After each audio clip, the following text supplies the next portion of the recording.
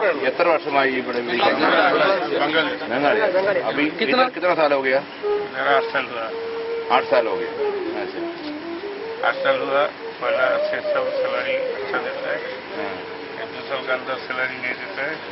2010 का मेरा को 2010 का 6 महीना है ना, 6 महीने का सैलरी बाकी है, और 2008 का 2 महीना बाकी है, 2009 का 2 महीना बाकी है, मेरा 8 महीना का सैलरी बाकी है।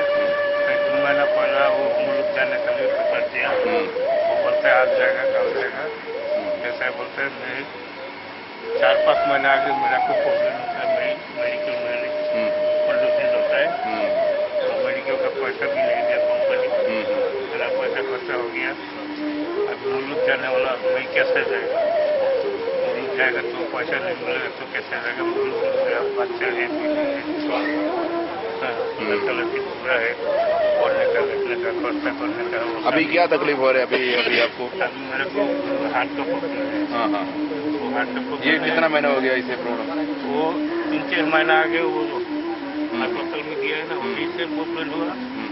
वो मेरे को अस्पताल से रिलीज दिया, बोलता है तुम अस्पताल बोलता है तुम दूसरा टाइम आओ। ये कंपनी में आप क्या काम करते हैं? वो कंपनी में जो काम देता है वो कमी करते हैं। केट लगाने का मैसून का काम है। അപ്പൊ ഈ ആ ജനറേറ്ററിനുള്ളതായ ഫ്യൂൽ അടിക്കുന്ന ആരാ? സംഘടനകളായ എണ്ണ അടിച്ചു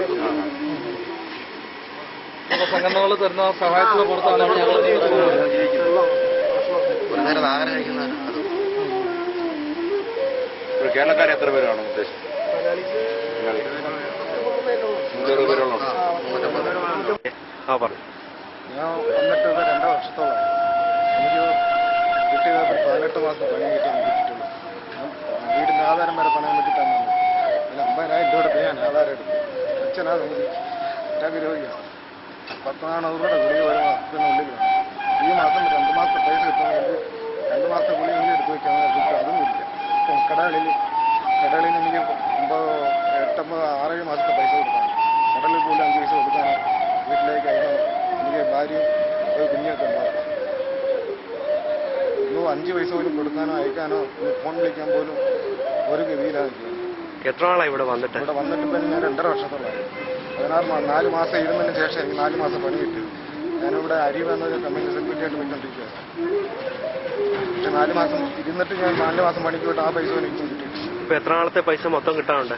എനിക്ക് മൊത്തം 4 മാസത്തെ ക്യാൻസൽ ചെയ്യാൻ വേണ്ടി ഇവിടെ അപേക്ഷിച്ചിരുന്നോ? ഇപ്പം ഞങ്ങൾ ശമ്പളത്തിൽ വന്ന ഈ പ്രശ്നം വന്നപ്പോഴാണ് ഞങ്ങൾ പറഞ്ഞത്. ഇതുവരെ അതിനൊരു നടപടിയും ആയിട്ടില്ല. ഇത് വിനോദ് കുമാർ. വിനോദിന്റെ കഥ നമുക്ക് ശ്രദ്ധിക്കാം. ഞങ്ങൾ പോർട്ട്ലാൻഡ് എന്ന കമ്പനിയിൽ വന്നിരിക്കുകയാണ്. തൃശ്ശൂരുള്ള രാജൻ അതുപോലെ കോട്ടയത്തുള്ള പ്രദീപ് എന്നീ 2 പേര് നടത്തുന്ന ഒരു കമ്പനിയാണ് പോർട്ട്ലാൻഡ്. ഞങ്ങളുടെ ഇപ്പോഴത്തെ അവസ്ഥ പറഞ്ഞാൽ ഞങ്ങളെ പ്രശ്നങ്ങൾ പരിഹരിക്കാനോ എന്നിട്ട് മനസ്സിലാക്കാൻ നമ്മൾ കമ്പനി തയ്യാറാക്കില്ല. കമ്പനി അടച്ചിട്ടിട്ട് യാതൊരു വിവരമില്ലാതെ ഇപ്പോൾ ആർക്കും യാതൊരു വിവരമില്ല. ഇപ്പോൾ അവിടെ എവിടെയാണെന്നുള്ളത്. രാജൻ എന്ന് പറഞ്ഞാൽ ജയിലിലാണെന്ന് നമുക്ക് ഇപ്പോൾ കിട്ടിയ റിപ്പോർട്ട് നമുക്ക്. അപ്പോൾ നമ്മൾ ഇവിടെ 8 മാസമായിട്ട് ശമ്പളം കിട്ടുന്നില്ല.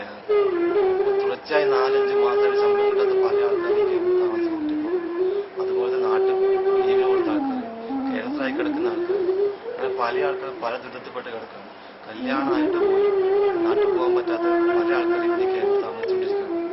ഭക്ഷണമില്ല, വെള്ളമില്ല, അതുപോലെ കട്ടറെടുക്കാനുള്ള ഒരു പരിപാടി നമുക്ക് ഇവിടെ ഇല്ല. എല്ലാവരും പട്ടിണി ദുരിതത്തിൽപ്പെട്ട് കിടക്കാറുണ്ട്. പല സംഘടനകളും നമുക്ക് തരുന്ന ചെറിയ ചെറിയ സഹായങ്ങൾ കൊണ്ട് പട്ടിണി ഇല്ലാതെ ഇന്ന് മുന്നോട്ട് പോകാൻ എത്ര നാളത്തേക്കെന്ന് നമുക്കറിയത്തില്ല. അതുകൊണ്ട് നമ്മൾ എത്രയും പെട്ടെന്ന് നാട്ടിൽ പോകാൻ വേണ്ടിയിട്ട് ഇന്ത്യൻ കൗൺസിലേറ്റ് അതുപോലെയുള്ള സംഘടനകളായിട്ട് ബന്ധപ്പെട്ട് നാട്ടിൽ പോകാൻ വേണ്ടിയിട്ട് ചില നീക്കങ്ങൾ നടന്നുകൊണ്ടിരിക്കുകയാണ്. അപ്പോൾ നമ്മുടെ പാസ്പോർട്ടൊക്കെ നമ്മുടെ കമ്പനിയാണ്. പല ആൾക്കാരുടെയും പാസ്പോർട്ട് വെച്ച് പണയപ്പെടുത്തിയിട്ടും അതുപോലെ പേഴ്സണലായിട്ട് ലോൺ എടുത്തേക്കാണ് നമ്മുടെ കമ്പനി. പല പേര് ഇതുപോലെ കഷ്ടപ്പെട്ട് പട്ടിണി എന്ന് പറഞ്ഞാൽ മുഴുവൻ പട്ടിണി കിടന്ന ഒരു അവസ്ഥ വന്ന് പോയി ഞങ്ങൾ.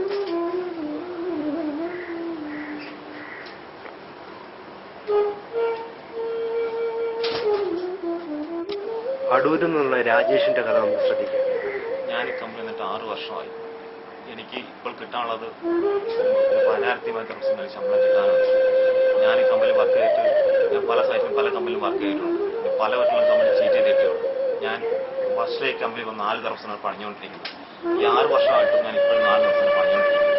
ഇതിനിടയ്ക്ക് ഒരു മാസം പണി ഉണ്ടെങ്കിൽ 2 മാസം പണി കാണും, പിന്നെ 10 ദിവസം പണി കാണും, പിന്നെ 3 മാസം പണി കാണും. എനിക്ക് കിട്ടുന്ന കാശ് മെസ്സിന് കൊടുത്തിട്ട് ബാക്കി വീട്ടയക്കാൻ ഒരു 5 ദിവസം കിട്ടുന്നില്ല. എൻ്റെ ജീവിതം ഭയങ്കര പേരും കഷ്ടപ്പാടാണ്. എൻ്റെ പെങ്ങൾ 2 പേരെ കെട്ടിക്കാൻ കിടക്കുന്നു. ഞാൻ ഇതെല്ലാം കൊണ്ട് ഞാൻ കഷ്ടപ്പെട്ട് ജീവിക്കാനയക്കാൻ പറ്റും.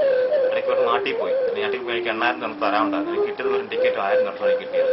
ആ പൈസയും പെൻഡിങ് കിടക്കുകയാണ്. പിന്നെ ഞാൻ ചോദിക്കുമ്പോൾ പറയുന്നുണ്ട് നിങ്ങൾക്ക് പൈസ ഒന്നും കിടക്കും, ടൈം ഷീറ്റ് വന്നിട്ടില്ല, അങ്ങനെ വന്നിട്ടില്ല, ഇങ്ങനെ മൊത്തം ഇങ്ങനെ കാര്യങ്ങൾ പറയുന്നത്.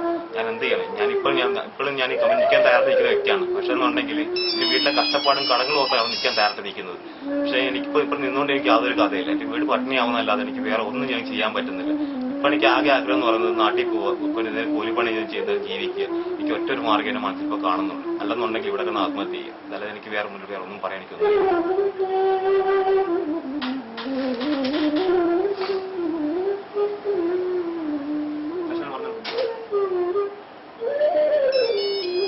പല സ്വപ്നങ്ങളുമായി കടൽ കടന്നെത്തിയ ഇവർ ഇന്നിവിടെ ദുരിതത്തിലായിരിക്കുന്നു. അധികാരികളുടെ കണ്ണൊന്ന് തുറന്നിരുന്നെങ്കിൽ. വർഷിപ്പ് സെന്ററിലെ ചെറുപ്പക്കാരുടെ കൂട്ടമായ ഡെലിവറൻസ് നൽകുന്ന സഹായങ്ങൾ ഇവർക്ക് പലപ്പോഴും ആശ്വാസമായി ഭവിക്കാറുണ്ട്.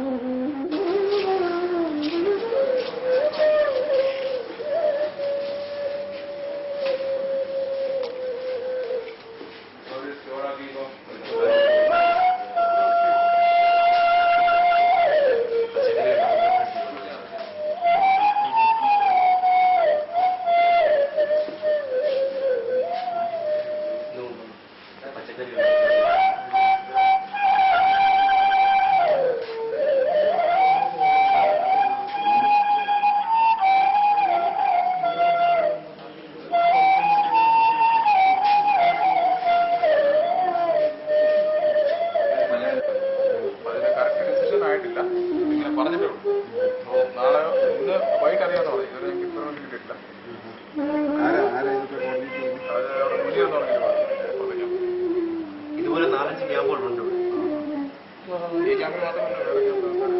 ഞങ്ങളിവിടെ മാത്രമാണ്.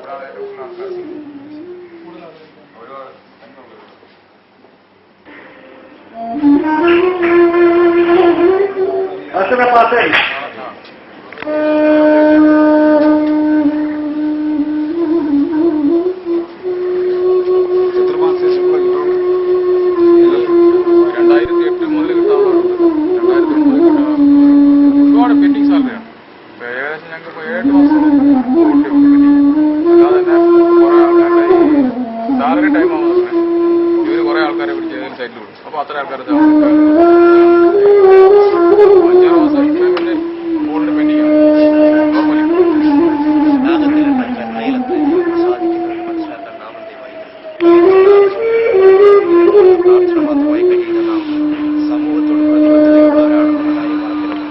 സമൂഹത്തിൽ എന്ത് നടന്നാലും